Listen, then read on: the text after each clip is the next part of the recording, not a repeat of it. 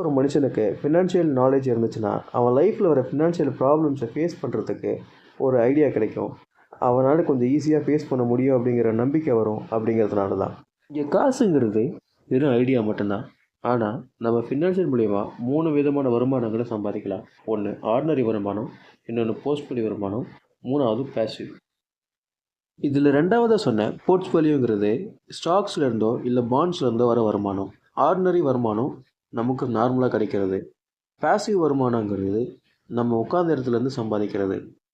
இத்தனைக்கும் பார்த்தா நம்ம சாதா வருமானத்தில் இருக்கிற டேக்ஸ் பேசிவ் வருமானத்தை விட அதிகம். இது எல்லாத்தையும் கற்றுக்கிறதுனால நமக்கு நல்ல சொத்தோ பொருளாதார சுதந்திரமும் கிடைக்கும்னு சொல்கிறாரு.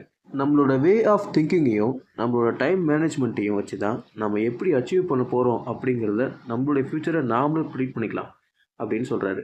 Whether it is a low class or middle class or high class, இது எதுவாக இருந்தாலும் நம்ம